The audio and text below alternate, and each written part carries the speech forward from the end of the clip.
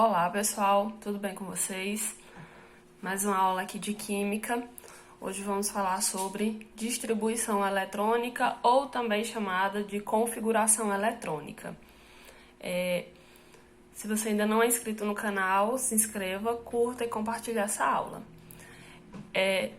Seria interessante, se você ainda não assistiu a aula sobre modelos atômicos, que você assista, tá bom? Então vamos lá. Lá na nossa aula sobre modelos atômicos, a gente viu, dentre todos os modelos, né, a evolução do modelo atômico, a gente viu que hoje o modelo mais aceito é o modelo Rutherford-Bohr, que divide a estrutura atômica em núcleo, né, que vai concentrar as partículas positivas, no caso prótons, e no caso nêutrons, que são sem carga. E ao redor do núcleo, nós vamos ter a eletrosfera. E a gente viu também que nesse modelo Rutherford-Bohr, a eletrosfera ela tem várias camadas, e essas camadas representam níveis de energia. As camadas que a gente viu na aula passada são essas aqui. A gente tem 7 camadas. Camada K, camada L, M, N, O, P e Q. E cada uma delas vai representar um nível de energia. A camada K é a primeira, que é também a que está mais próxima do núcleo, e as outras vão ficar em sequência. O que a gente pode observar, né, quando a gente fala das camadas da eletrosfera, é que cada camada ela vai comportar um determinado número de elétrons, né? Não é porque, vamos imaginar, é a camada mais próxima do núcleo que ela vai concentrar toda e qualquer quantidade de elétrons possíveis. Não, cada uma das camadas ela vai comportar um determinado número de elétrons. Essas camadas elas podem ser divididas também em subníveis de energia. E aqui a gente tem o subnível, ele pode ir do subnível S, ou pode ter SP, SPD ou SPD e F. E o que é que isso significa? Em cada subnível também, cada subnível vai comportar uma determinada quantidade de elétrons. Então, a gente observa aqui, ó. No subnível S, ele sempre vai comportar 2 elétrons. Então, S2, porque vai comportar 2 elétrons. Aqui de novo, S2, P6. Então, o subnível P ele comporta até 6 elétrons. Então, na camada L, eu posso ter até 8 elétrons. 2 no subnível S e 6 no subnível P.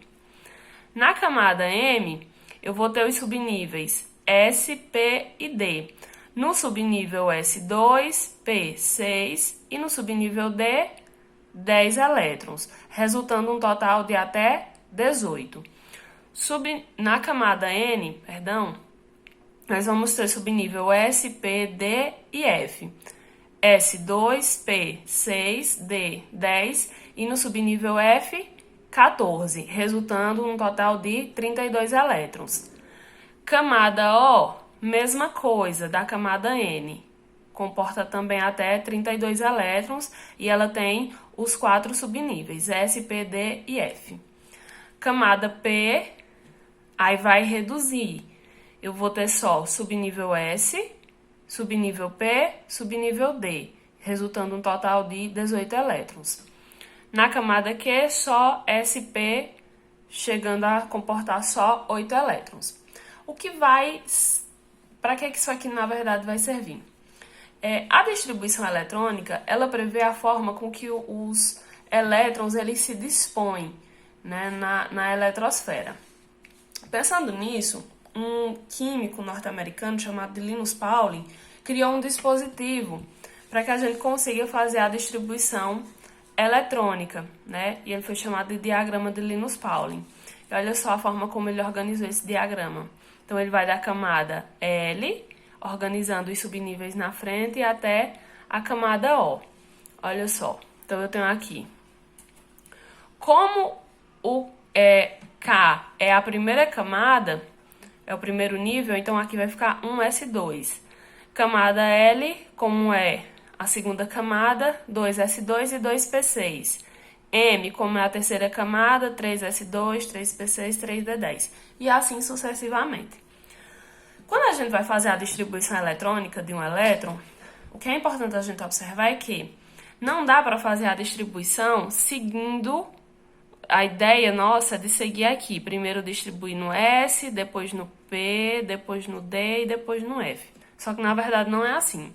O Linus Pauling, ele criou um dispositivo, ele faz uma espécie de zigue-zague aqui, certo? Então, sempre ele vai seguindo esse zigue-zague aqui. Então, olha só. De 1s2, aí eu vou para 2s2, aí eu vou para 2p6, 3s2, 3p6, aí 4s2, aí 3d10, e assim ele vai seguindo esse pontilhado e essas setas. Como é que isso aconteceria na prática? Vamos observar aqui um exemplo. Aqui embaixo, eu tenho o sódio. O sódio tem símbolo Na e tem número atômico igual a 11, ou seja, ele tem 11 elétrons no seu estado fundamental. Como é que seria a distribuição eletrônica do sódio? Eu vou começar lá da primeira camada, que é a camada K, primeiro subnível. Então, eu venho aqui e faço 1s2. Depois do 1s2, aí eu olho que a seta ela vem aqui pro 2s2. Então, 2s2.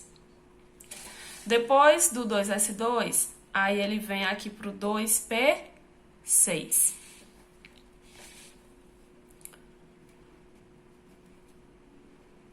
E aí, olha o que eu vou observar aqui, ó.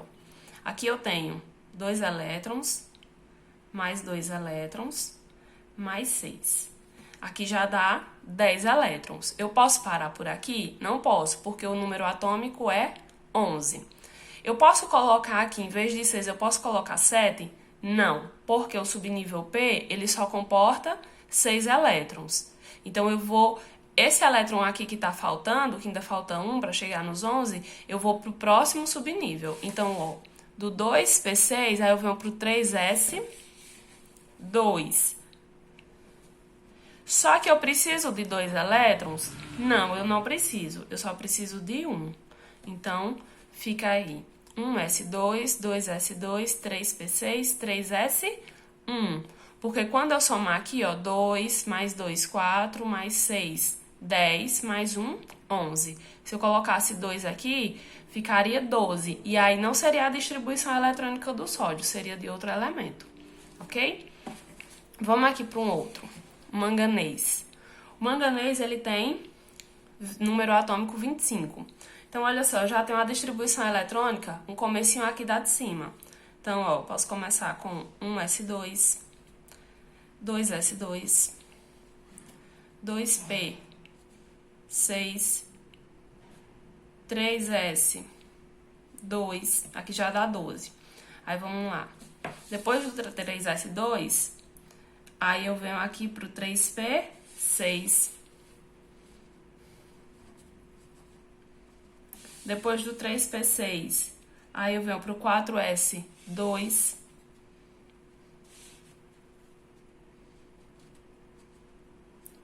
Aí vamos contar. Eu tenho aqui, ó, 2, 4, 10, 12, 18, 20. 4s2, 20. Depois do 4s2, aí eu tenho o 3d10. 3d. Mas eu preciso de 10? Eu não preciso. Até aqui foram 20. Então, aqui eu só preciso de mais 5. Pode ser 5 aqui? Pode. Por quê? Porque o subnível D, ele consegue comportar até 10 elétrons. Então, como 5 é menor do que 10, eu posso colocar 5. Eu nunca posso colocar um número que seja maior, mas um número que seja menor, eu posso. Ok, pessoal? Beijo pra vocês. Até a próxima aula.